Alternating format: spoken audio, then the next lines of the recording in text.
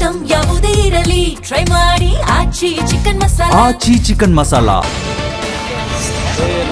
ತ್ಯಾಜ್ಯ ನೀರು ಸಂಸ್ಕರಣಾ ಘಟಕಕ್ಕೆ ಬಿದ್ದು ಇಬ್ಬರು ಕಾರ್ಮಿಕರು ನಾಪತ್ತೆಯಾಗಿದ್ದಾರೆ. ಬೆಂಗಳೂರಿನ ವರ್ತೂರಿನ ಬೆಳಗೆರೆಯಲ್ಲಿ ಇರುವ ಸಂರಕ್ಷಣಾ ಘಟಕದಲ್ಲಿ ಘಟನೆ ನಡೆದಿದೆ. ನಾಪತ್ತೆಯಾದವರನ್ನ ಬಿಹಾರದ ಬ್ರಿಜೇಶ್ ಮತ್ತು ತಮಿಳುನಾಡಿನ ಅಖಿಲೇಶ್ ಅಂತ ಗುರುತಿಸಲಾಗಿದೆ. ಮೂವರ ಪೈಕಿ ಓರ್ವನನ್ನ ರಕ್ಷಿಸಲಾಗಿದ್ದು ಮತ್ತಿಬ್ಬರ ಶೋಧ ಕಾರ್ಯ ನಡೆದಿದೆ.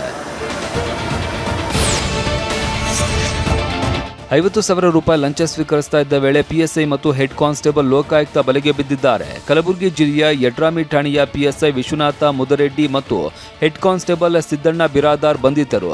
ಅಕ್ರಮವಾಗಿ ಅನ್ನಭಾಗ್ಯ ಅಕ್ಕಿ ಸಾಗಿಸುವುದಕ್ಕೆ ಅನುಕೂಲ ಮಾಡಿಕೊಡುವುದಕ್ಕಾಗಿ ಆನಂದ ಕುಸ್ತಿ ಎನ್ನುವವರಿಂದ ಲಂಚ ಪಡಿತಾ ಇದ್ದಾಗ ಈ ದಾಳಿ ನಡೆದಿದೆ. ಖಾಸಗಿ ಶಾಲೆ ನವೀಕರಣಕ್ಕೆ ಲಂಚ ಸ್ವೀಕರಿಸ್ತಾ ಇದ್ದ ಶಿಕ್ಷಣ ಇಲಾಖೆಯ ಎಫ್ಟಿಎ ಲೋಕಾಯುಕ್ತ ಬಲೆಗೆ ಬಿದ್ದಿದ್ದಾರೆ. ರಾಯಚೂರಿನ ಹೊಸ ಡಿಸಿ ಕಚೇರಿ ಆವರಣದಲ್ಲಿರುವ ಡಿಡಿಪಿಐ ಕಚೇರಿಯಲ್ಲಿ ಈ ದಾಳಿ ನಡೆದಿದ್ದು ಎಫ್ಟಿಎ ಮಹಾಬಳೇಶ್ ಬಂಧಿತರಾಗಿದ್ದಾರೆ. ಶಾಲೆ ನವೀಕರಣದ ಕೆಲಸಕ್ಕಾಗಿ ದೂರುದಾರ ಸಿದ್ದಣ್ಣ ಬಳಿ ಆರೋಪಿ 25,000 ಲಂಚಕ್ಕೆ ಬೇಡಿಕೆ ಇಟ್ಟಿದ್ರು. 15,000 ರೂಪಾಯಿ ಸ್ವೀಕರಿಸುವಾಗ ಸಿಕ್ಕಿಬಿದ್ದಿದ್ದಾರೆ. ಠಾಣೆಯಲ್ಲೇ ತಾಳಿ ಕಳಚಿ ಪೋಷಕರೊಂದಿಗೆ ತೆರಳಿದ್ದ ಯುವತಿ 6 ತಿಂಗಳ ಬಳಿಕ ಮತ್ತೆ ಪ್ರಿಯಕರನ ಜೊತೆ ಮದುವೆಯಾಗಿದ್ದಾಳೆ. ಚಿಕ್ಕಬಳ್ಳಾಪುರದ ಸಾಯಿ ಸಂದೀಪ್ ಮತ್ತು ಕೀರ್ತನ ನಡು ರಸ್ತೆಯಲ್ಲೇ 2ನೇ ಬಾರಿಗೆ ಮದುವೆಯಾಗಿದ್ದು ವಿಡಿಯೋ ವೈರಲ್ ಆಗಿದೆ.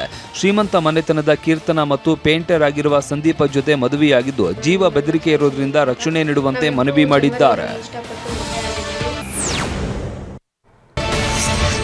ಟೆಲಿಗ್ರಾಮ್ ಮೇಲೆ ವಿಧಿಸಿರುವ ತಾತ್ಕಾಲಿಕ ನಿಷೇಧವನ್ನು ಕೇಂದ್ರ ಸರ್ಕಾರ ದೆಹಲಿ ಹೈಕೋರ್ಟ್ನಲ್ಲಿ ಸಮರ್ಥಿಸಿಕೊಂಡಿದೆ. ಟೆಲಿಗ್ರಾಮ್ ವಿರುದ್ಧ ಸಲ್ಲಿಕೆಯಾಗಿದ್ದ ಅರ್ಜಿಯ ವಿಚಾರಣೆ ವೇಳೆ ಅಫಿಡವಿಟ್ ಸಲ್ಲಿಸಿರುವ ಕೇಂದ್ರ, ಟೆಲಿಗ್ರಾಮ್ ಇದೀಗ ಹೊಸ ಡಾರ್ಕ್ ವೆಬ್ ಆಗಿ ಮಾರ್ಪಟ್ಟಿದೆ, ಕಾನೂನು ಬಾಹಿರ ಚಟುವಟಿಕೆಗಳಿಗೆ ಇದು ಸುಲಭ ತಾಣವಾಗಿದೆ ಅಂತ ಗಂಭೀರ ಆರೋಪ ಮಾಡಿದೆ.